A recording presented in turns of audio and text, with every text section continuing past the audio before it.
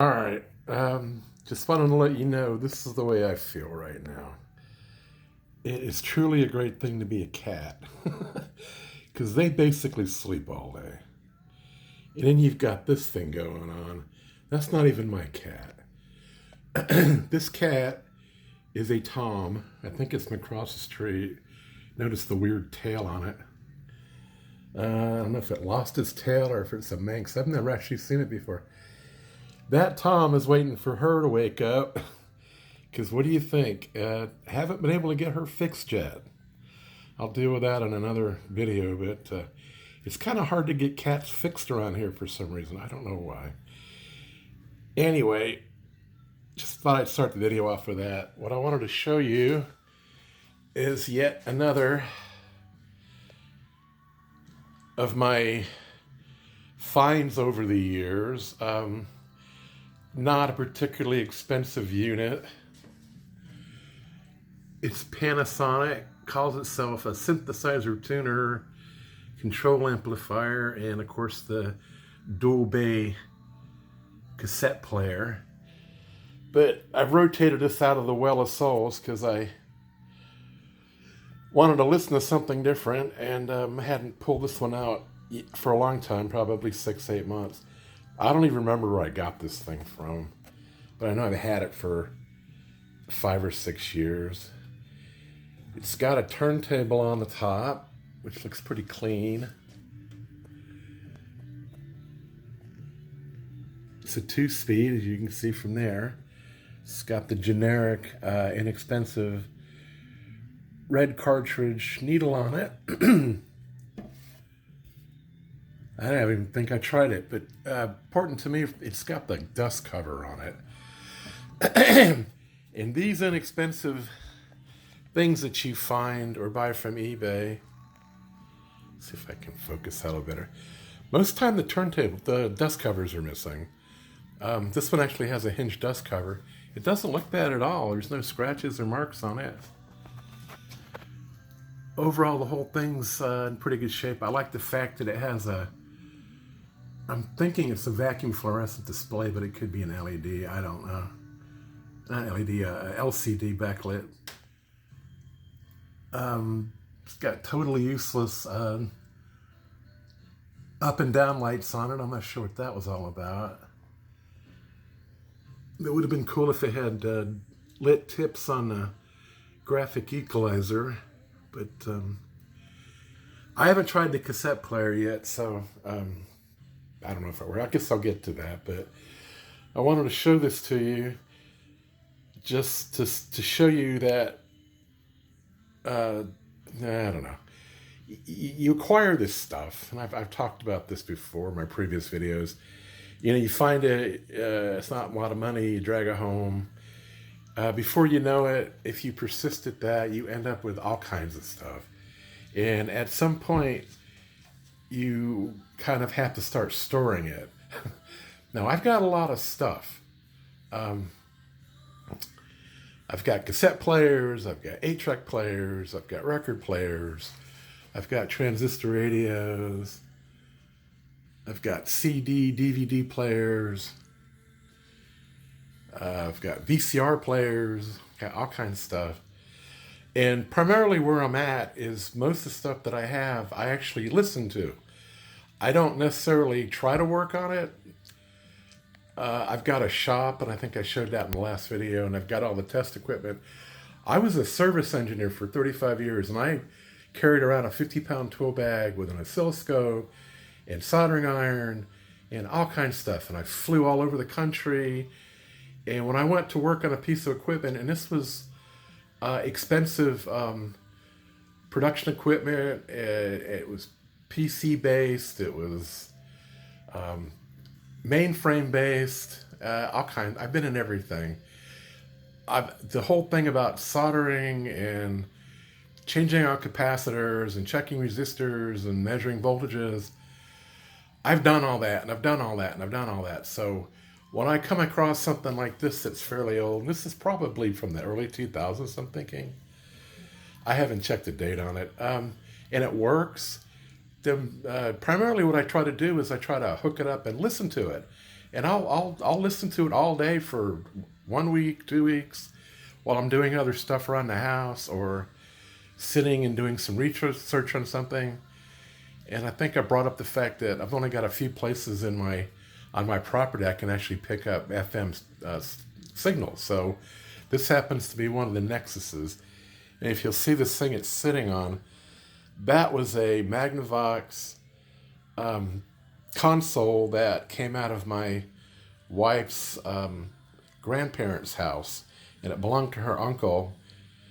And when I brought it home from about 100 miles from here out in the woods, it was in beautiful shape. And I really took care of it, and it worked really well. And then we got flooded. Hurricane Michael, you can see the watermarks still. I never did clean it off.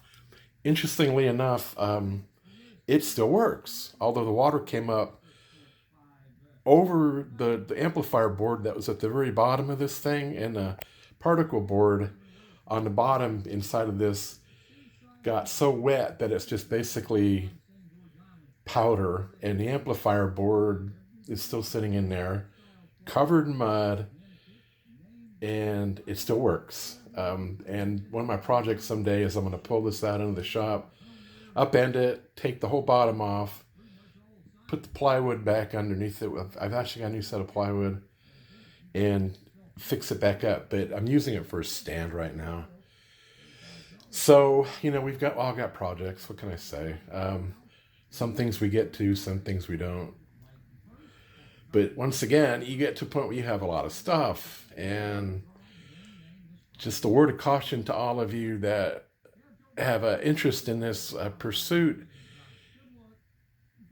Don't fool yourself if you buy something and it's broken and you're like, oh, I'm going to fix that. And then you spend 2-3 weeks, a month taking it apart and ordering in individual capacitors from Mouser's or whatever, Mouser, putting $30-$40 worth of stuff in it, because when you buy something from Mouser, you can buy $8 worth of capacitors and pay $8 worth of shipping on it, which sucks. So now you're up to $16. But you know what I'm talking about. And then you do get it working. What do you do with it? Because after you get it working, what's the intrinsic value of it other than it's something you fixed and you listen to it, but you're ultimately going to get bored with it. You're going to want to move on to the next thing. So just be real careful. I mean, there's so much stuff available. I got these speakers out of a barn about a year ago. I paid $10 a piece for them. And they've got 5 drivers in them, 2 woofers and 1 tweeter. And they're beautiful, but I don't use them for everything, so they're taking up space over here. And then I've got my Bozak speakers, which came in with a... why isn't this stupid thing focusing? These are actually Bozak speakers, and I got them with a Fisher 500C. And it was on an 8, the Fisher, the 500C was on an 8-foot long, inside an 8-foot long cabinet.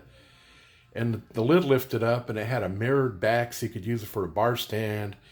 And these Bozak speakers would lean up against either side of it, and they're only 3-legged.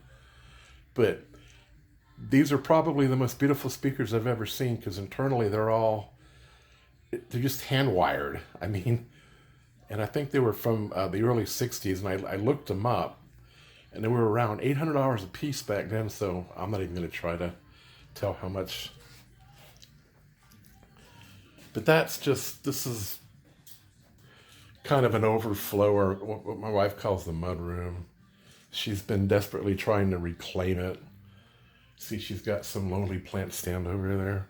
But I'm supposed to get all this out of here. I keep telling her I'm going to do that, but I haven't done it yet. Anyway, I just thought I'd show you this. I'm not going to do a channel sweep or anything, but I've got them hooked up to some AWA speakers that came in on a late 90s. Dang it, why is my phone not focusing? Usually it focuses really well. I don't know what's going on here. Anyway, the speakers were with one of those combination CD, cassette, AM/FM units, but they're actually kind of nice speakers. I like the wood sides on them, so I'm using those. I've got a bunch of speakers too. Whenever I run across, I'm not used to doing this. I hope you guys bear with me.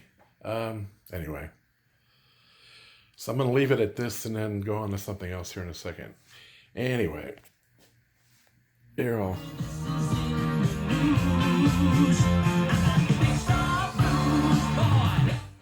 This thing actually has really good separation, and that was only cranked up to like 10 o'clock. So overall, this unit's very lightweight, but it does have regular speaker jacks in the back. It doesn't have RCA jacks, which I thought was kind of nice. It does have a auxiliary input in it, but I don't, the whole thing weighs maybe 6-8 pounds. So when I get into it later on, if I ever do, there's probably not a whole lot in there, but it works for what I'm using it for right now. All right. What I intended to make this video about, and I'll cut this short, this is a Grommes 50 PG2. It's one of the Grommes that were under the Little Jewel heading, I guess. They made a couple of different models, but this one uses the 6v6s on it. And I actually bought this a few years ago off of eBay. And when I got it, it worked, but it had a low-level hum.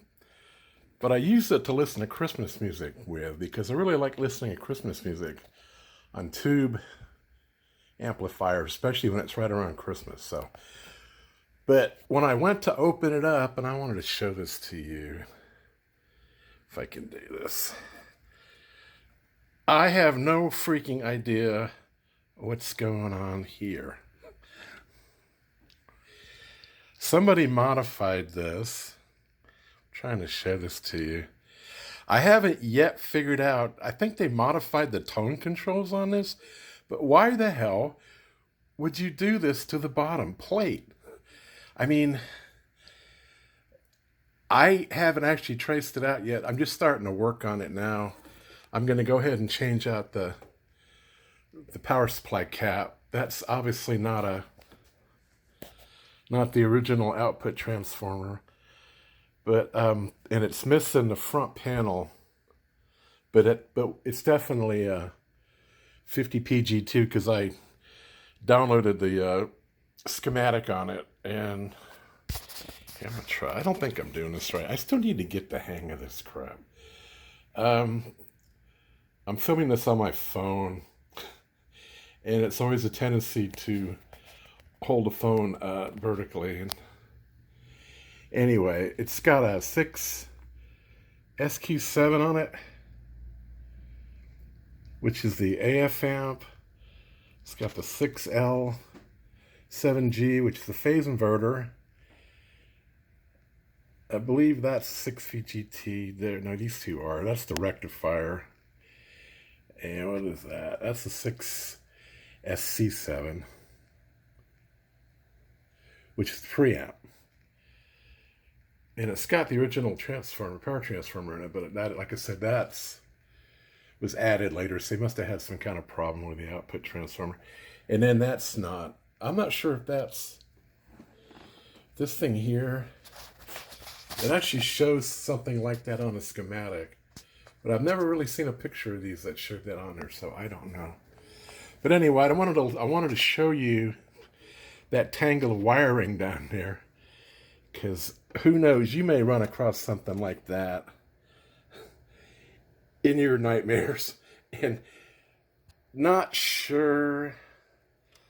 It just makes it a little bit more to figure out what the original schematic, what the wiring is. But if I figure that out, I do like those terminal boards though.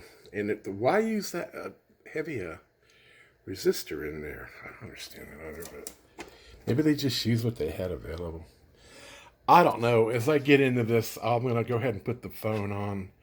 I've got a tripod, and I'll do some checks on it, and you guys can watch me over my shoulder because that's kind of what you're looking for anyway. But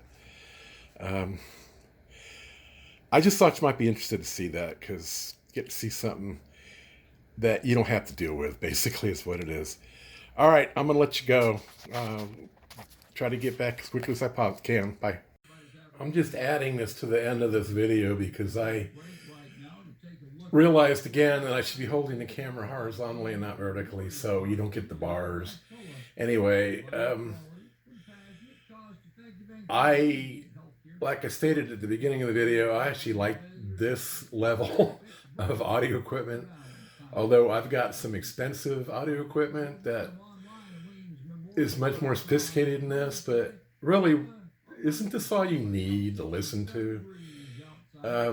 I'm not one of those audio snobs that's like, yeah, I've got $1,000 Macintosh with $2,000, speakers and an $800 turntable. I don't give a damn. It all sounds alike to me. Yes, if you are altered or you are listening because you're in a certain kind of mood, then the expensive stuff definitely does sound better. But if you're listening to a local radio station, like I mostly do all day, and it doesn't sound like a transistor radio, I'm okay with that. So that's why I'm showing this to you. If you find one of these at a thrift store or garage sale or whatever, I would certainly buy them if they weren't asking a lot for them, because they do have a place in the world. And like I said, it doesn't weigh that much as opposed to a Fisher 500C that weighs 48 freaking pounds. And you have to plan on where you're moving before you pick the damn thing up, or you're going to fall over and destroy everything. You ever lug around a 45-pound receiver that's got sharp metal edges and cast iron transformers that weigh 10 pounds apiece? That's quite the deal if you're going any distance with it. So, all right, I'll let you go again.